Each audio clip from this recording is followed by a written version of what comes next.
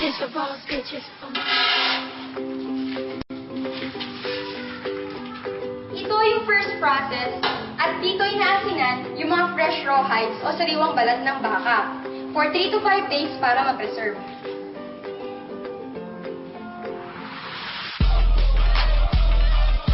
Ang paggawa ng leather ay mag-uumpisa sa sariwang balat ng hayop o yung tinatawag nilang fresh raw hides. Matapos pa-preserve ng 3 to 5 days, ang mga sariwang balat ng baka ay dumadaan sa proseso ng karambol. Ang mga kemikal na sulfite at amok ay ginagamit para matanggal ang mga balahibo.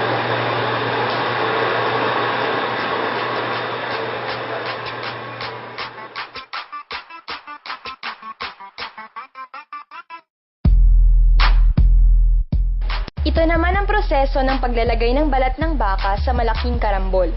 Hinahaluan nila ito ng sulfide at apog para mabilis na matanggal ang balahibo ng balat ng baka sa loob ng 15 hours.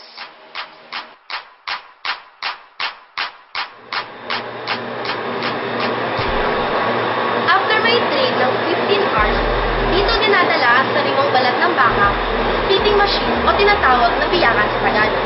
Dito tinatanggal yung mga taba o laman na nakadikit pa sa balat.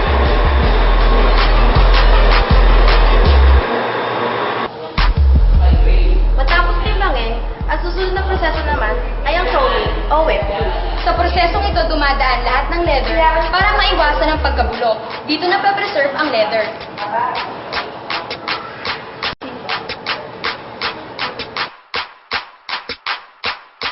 Sa pamamagitan ng lime splitting machine o biyakan, dito naman tatanggalin ang natitirang taba ng baboy.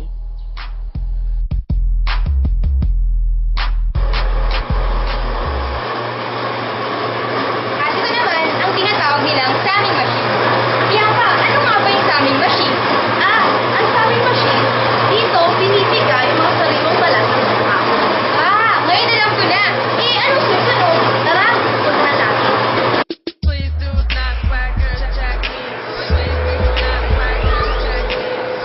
After ang proseso,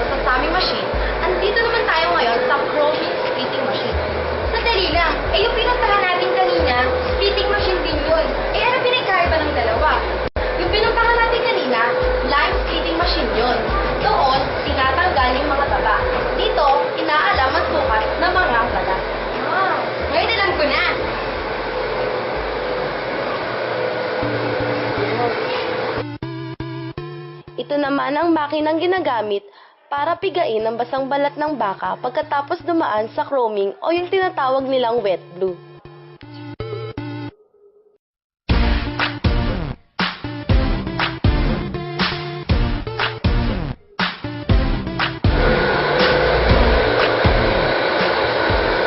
At ito naman ang shaving machine.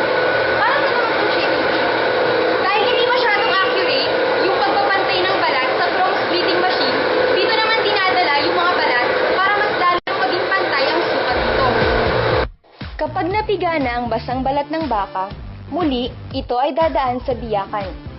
Pagkatapos ay patutuyuin ang mga balat sa pamamagitan ng paglalatag nito sa isang malaking stainless na mesa at napakainit na temperatura ng pugon na nakatapat dito.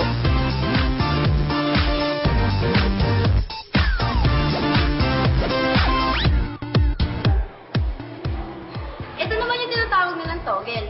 Dito, nilalagyan nila ng clip yung mga balat para maunat. Sa proseso ng buffing, dinadala ang mga balat para pakinisin sa pamamagitan ng liha.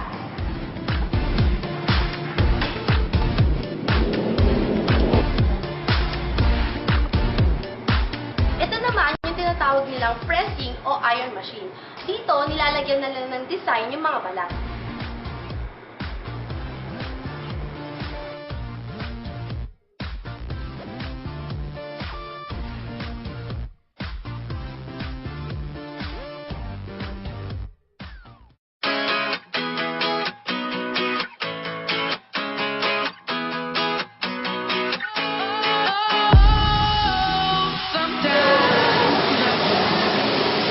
Para sa finishing, ito naman yung tinatawag nilang spray coat. Dito, nilalagyan nila ng kulay yung mga letters. Oh, no, no, I get a good feeling, yeah. Oh, sometimes I get a good feeling, yeah. I get a feeling that I never had before. No, no, I get a good feeling, yeah. Yes, I can. Doubt, better leave. I'm running with this plan. Pull me, grab me, crabs in the bucket can't have me. I'll be the president one day. January 1st. Oh, you like that gossip? Like you the one drinking what's gossip.com. Now I got a word for your tongue. How many Rolling Stones you want? Yeah, I got a brand new spirit speaking and it's done. Woke up on the side of the bed like I won. Talk like the wind in my chest to that sun. G5 in the US to Taiwan. Now who can say that? I wanna play back. Mama knew I was a needle in a haystack. Oh, Valley boy, look way back. I got a feeling it's a rap. ASAP. Oh, sometimes I get a good feeling, yeah. I get a feeling that I never had before. No, no, I get a good feeling, yeah. Oh, sometimes I get a good feeling, yeah. I get a feeling that I never had before. No, no, I get a good feeling. Pagkatapos matuyo at makulayan ang mga leather, dadalhin na ito sa paggawa ng sapatos. Pangunahin na rito ay ang Marikina City bilang shoe capital of the Philippines. Halos 80% ng mga sapatos ay ginagawa sa Marikina. Nagsimula ang industriya ng sapatos sa Marikina noong 1887. Sinimulan ito ni Don Laureano Guevara o mas kilala bilang Kapitan Moy noong bumili siya ng isang imported na pares ng sapatos mula sa Maynila at dinala ito sa Marikina. Sinuri niya at ng kanyang mga tauhan ang binili niyang sapatos. Unti-unti nilang pinaghiwalay ang mga parte ng sapatos, sinuri at binuo uli para malaman kung paano ang paggawa nito. Simula noon ay marami ng pamilya sa Marikina ang nagka-interes sa paggawa ng sapatos, hanggang sa naging may pagmamalaking industriya ng syudad.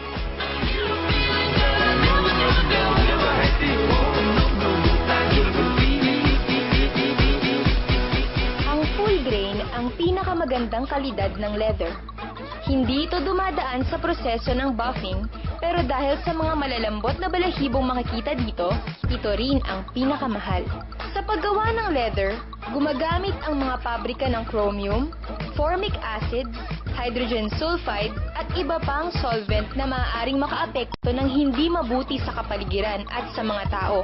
Ang mga ganitong uri ng kemikal ay nagkakaroon din ng kontribusyon sa polusyon. Ang balat ng hayop na may scientific name na Bos primigenius o baka ay ang kadalasang ginagamit sa paggawa ng leather. Ang leather ay hindi rin agad na decompose. Umaabot ito ng 25 to 40 years. Datapwat mayroong ilang aktivista ng animal rights na hindi pumapayag sa pagtangkilik ng mga produktong yari sa leather. Dahil ayon sa kanila, ang pagsusuot ng mga ganitong uri ay hindi kapaki-pakinabang sa tao. Isang halimbawa ng animal rights activist ay ang PETA, na humihikayat sa paggamit ng alternative materials tulad ng synthetic leather. Dahil dito, nagpasok ang China ng mga products sa Pilipinas na yari sa mga synthetic leather. Kaya naman, mahigpit itong tinutulan ng mga shoemakers sa Marikina dahil pinatay nito ang industriya ng paggawa ng sapatos mula sa paggamit ng pure leather. Ang shoe industry dito sa Pilipinas ay nawawala ay dahil sa competition ng China. Ang mga China at different country ay nagpapadala ng mga imported shoes. Binibili ng mga tao dito sa atin dahil magaganda ang style at saka mas mura. Meron ka lang 100 piso ay makakabili ka na ng sapatos. Pero hindi alam ng kapwa Pilipino natin na ang durable ng China ay masyadong naglalas lang siya ng 3 months. Una, ang taas ng taxes na pinapataw niya sa mga shoe manufacturers. So, ang ginawa ng shoe manufacturers, lumipat sila ng agawaan na outside Marikina. Tapos niyan, nangyari pa yung sa China. Ang baba-baba ng presyo. Yan, pinatay ang shoe industry ng Marikina. Yun ang problema doon. Tapos walang suporta ang municipal government sa mga shoe manufacturers sa Marikina. So nag-alisan ng mga shoe manufacturers sa Marikina, lumipat sila sa iba para mababa ang mga taxes. Yan ang naging problema.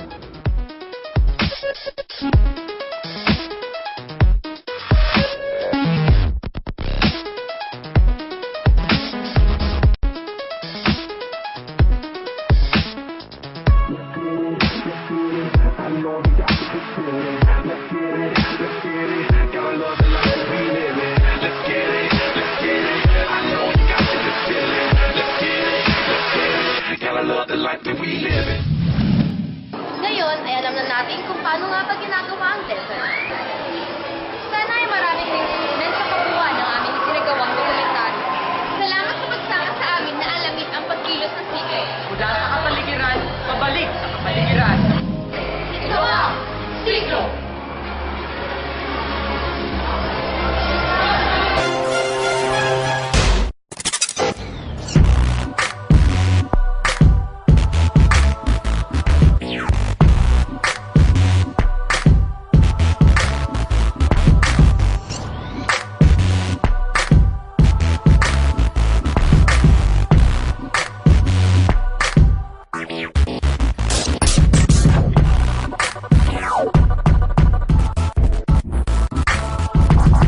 Attention now.